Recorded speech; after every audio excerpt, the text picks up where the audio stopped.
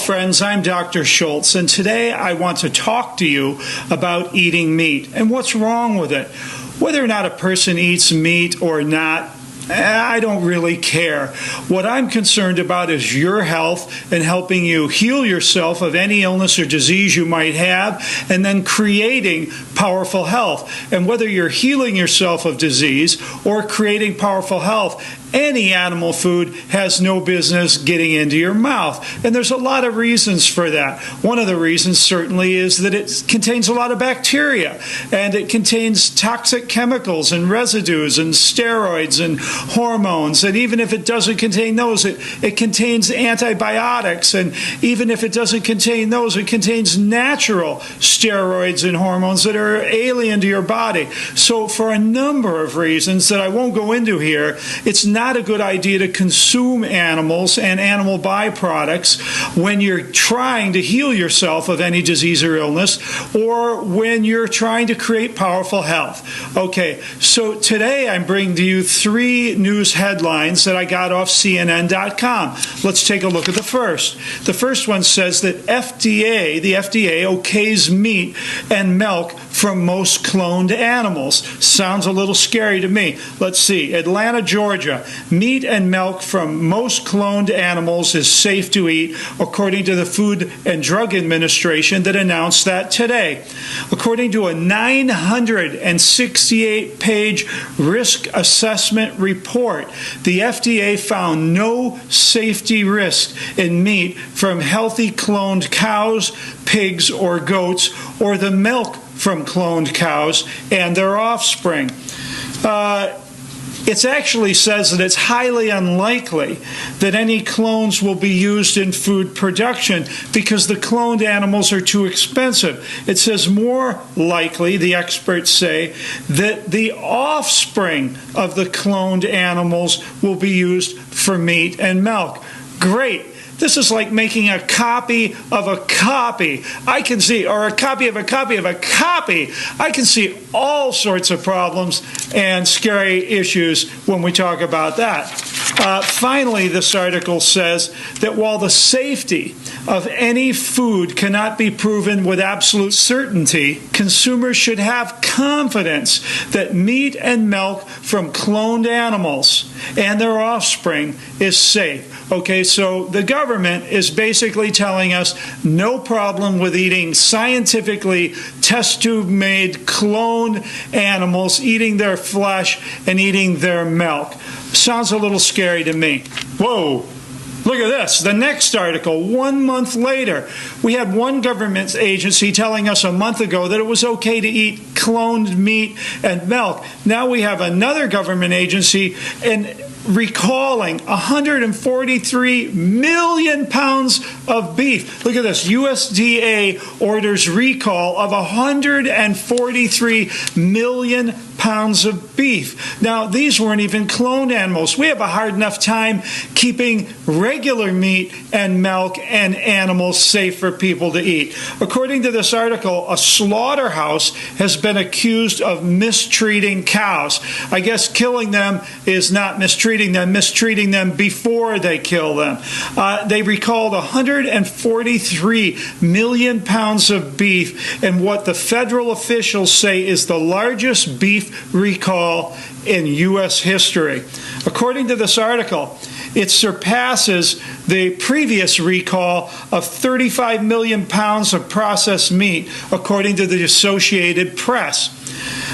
They said that the cattle had lost their ability to walk, that these cattle were slaughtered, couldn't even walk, and they were slaughtered without an inspector having examined them for chronic illness. Well, I would suggest that they had a chronic illness if they couldn't walk.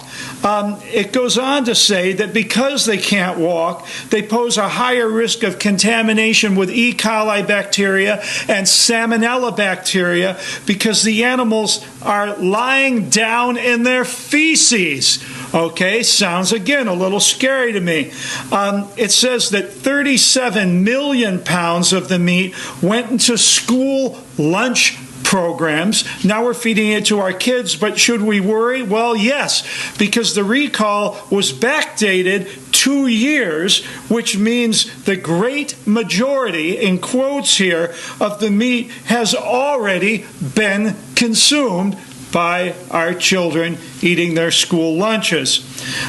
If this isn't bad enough, in January, the Humane Society of the United States accused Hallmark Westland of abusing their downed cattle, these cattle that couldn't even walk, that were going to be slaughtered. And the Humane Society released video showing the workers kicking the cows, kicking them while they're down, jabbing them in their eyes, ramming them with a forklift, and shooting high-pressure water up their noses in order to get them and force them to get them on their feet so they could walk to slaughter.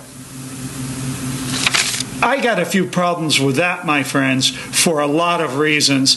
Probably reason number one, being a human being.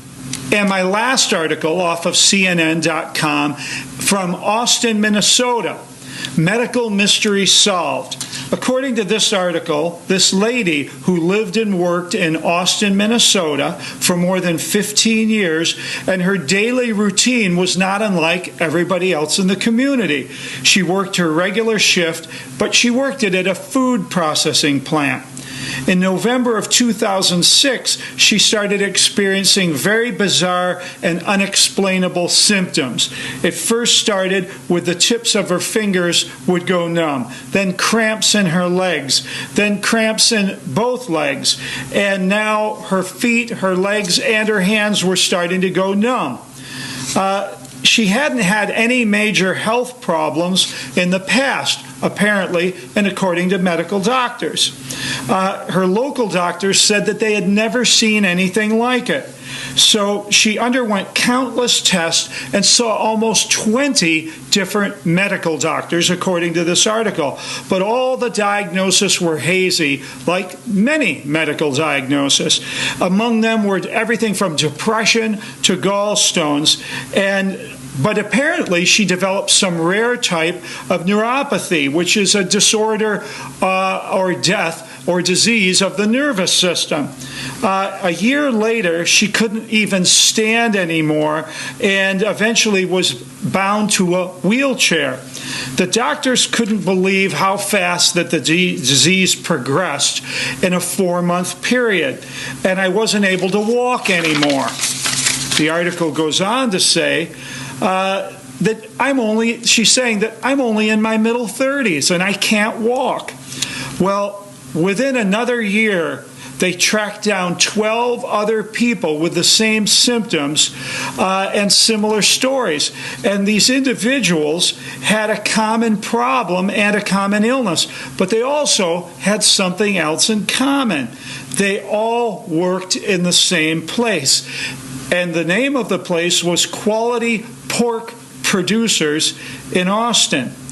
They all work there, and where they slaughter more than 18,000 hogs are slaughtered every day. 18,000 hogs a day in this room.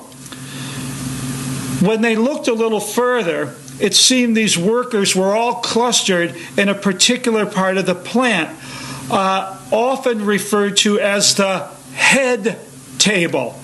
I'll repeat that. They worked in the same part of the plant called the head table. It was the area where brain tissue is harvested and packaged. The market for pig brains apparently includes mostly the American South in dishes like brains and eggs, of course. Sorry, I hadn't thought of that one. It's also sold to some Asian countries, and it's stir-fried in, I guess, brain stew, pig brain stew, to be exact. But according to this article, state and federal health authorities said that eating pork brains is completely safe. Now, I get confused here because a month ago, the article said that the FDA said that eating meat and flesh and milk from cloned animals and cloned animals was safe. Then a month later, another government agency recalls 130-some million pounds of beef, even though it was unfortunately fed to our children. And now another agency is saying that eating pork brains is completely safe. I think a lot of the federal agencies need to start talking to each other a little bit more. Anyway, she worked in this headroom where they harvested the brains, where they basically got the brains out of the pig's skulls. It says here the procedure is high bursts of compressed air are shot into the head cavity to remove the brains. And sometimes this liquid and water and brain tissue is turned into a mist. It goes on to say that health investigators said that droplets of this mist entered the woman's system through her nose and her mouth. That sounds a bit obvious to me.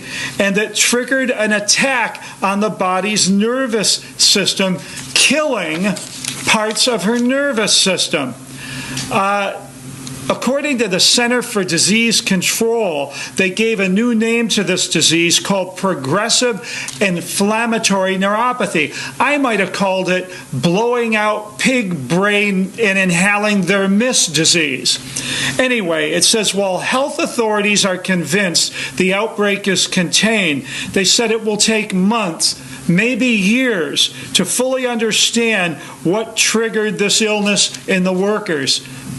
I thought we had figured that out. It's called high pressure blowing out and misting of pig brains and then inhaling it. And friends, I have one more thing to say. You know Dr. Schulze always has one more thing to say. Look at the size of this lady in the picture. I'm sorry, lady, but she looks like a pig. Look at her legs. Look at the size of them. She's 100 pounds overweight. I think she's been eating some of the animals like pigs and maybe turning into one. Friends, obesity is a huge problem, maybe one of the hugest problems in America today. And one of the main reasons is we're eating too much food and we're not moving enough. And one of the food reasons is we're eating too much meat. We're starting to look like cows and starting to look like pigs. All the fat in that kind of food and their milk products and that fat inside that meat, friends, do me a favor and do yourself a huge favor. Remember, I'm looking out for your health. We need to stop eating animals, stop eating their byproducts, especially if you're trying to heal yourself from any illness or disease, and especially if you want to create powerful health. Thank you.